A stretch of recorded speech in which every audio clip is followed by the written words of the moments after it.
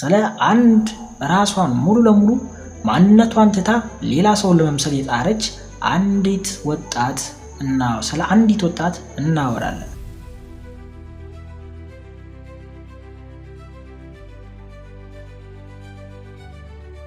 ሳህር ታባርን ታስታውሳላችሁ? ብዙዎች ስሟን ሰምተናል፣ ፎቶዎቿንም አይተናል። ነገር ግን ከነዚህ አስፈሪ ምስሎች ጀርባ ያለችው እውነተኛዋ ሴት ማን ናት? ዛሬ በኢትዮ ሰርች ፕሮግራማችን ስለ ሳህር ታባር አሳዛኝና አስገራሚ የህይወት ጉዞ ዘልቀን እንመለከታለን። ፋጢማ ቪሽቫንድ ወይም በዓለም የምናውቃት ሳህር ታባር በ1998 እንደ አውሮፓውያን አቆጣጠር በኢራን ተወለደች። በኢራን ቴህራን ያደገችው ፋጢማ እንደ ማንኛውም ወጣት በራሷ ህልም የምትኖር ነበረች። ከቤተሰቦቿ መረጃ እንደሚያመለክተው ልጅ እያለች በጣም የምትወደው እና የምታደንቀው ነገር በታዋቂነት ማማ ላይ መውጣት ነበር። በተለይም በኪነ ጥበብና በፈጠራ ስራዎች ትማረክ ነበር።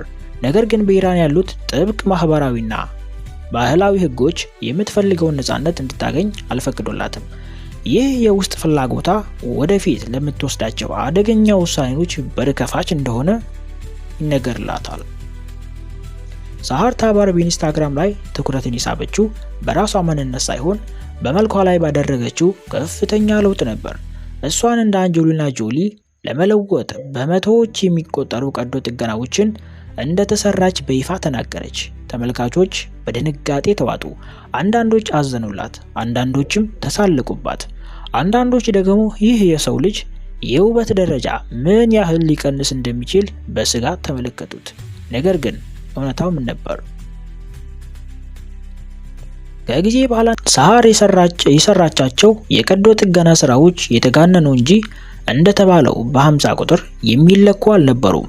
ብዙዎቹ የዞምቢ ገጽታዎች በከፍተኛ የሜካፕ ጥበብ በፎቶሾፕ እና በዲጂታል ማቀነባበሪያ የተፈጠሩ ነበር። ሳህር በኢራን የምትኖረው ጥብቅ ህግ ለመጣስ እና የራሷን አቫታር ለመፍጠር የፈጠረችው ስልት ነበር። ነገር ግን ይህ ጨዋታዋ የኢራን ባለስልጣናትን ቀልብ ስቦ ነበር። በ2019 ሳህር ታሰረች። ወንጀላዎቹ ከባድ ነበሩ። የአምላክን ህግ መጣስ፣ ባህልን በበከል እና ወጣቶችን ወደ መጥፎ መንገድ መምራት የሚሉ ክሶች ቀርቡባት። ከቤተሰቦቿ ተለይታ እስር ቤት ውስጥ ከባድ ጊዜያትን አሳለፈች። በኋላ ላይ በስቴት ቲቪ ላይ ቀርባ እንድታፍር ተደረገች። ይሄ ለሳህር ብቻ ሳይሆን ለማህበራዊ ሚዲያ ተጠቃሚዎች ሁሉ ጥብቅ ማስጠንቀቂያ ነበር። ዝናን በውሸት ምስል ለመገንባት መሞከር ምን ያህል ዋጋ እንደሚያስከፍል አሳይቷል። ዛሬ ሳህር ታባር ነፃ ብትወጣም የፈጠረችው የዞምቢ ገጽታ ግን ከታሪክ መዝገብ አልጠፋም። የሷ ታሪክ አንድ ነገር በግልጽ ያስተምረናል። የሰዎች ትኩረት ማዕከል ለመሆን የምናደርገው ጥረት እውነተኛ ማንነታችንን ካልሰለበ ድረስ ነው የሚያምረው። እናንተስ የሳህር ታባርን ታሪክ እንዴት ተመለከታችሁት? ይህ የህይወት ጉዞ ጥንቃቄ የጎደለው ድርጊት ወይስ የመብት ጥያቄ ነበር? አስተያየታችሁን ኮሜንት ላይ አጋሩኝ። ቪዲዮ ስለተመቻችሁ አመሰግናለሁ። ለቀጣይ አስተማሪና ምስጢራዊ ታሪኮችን የኢትዮ ሰርች ቤተሰብ ይሁኑ። ሰብስክራይብ ማድረግ እንዳትረሱ። እኔ ባቢ ነኝ። እስክንገናኝ በሰላም ቆዩ።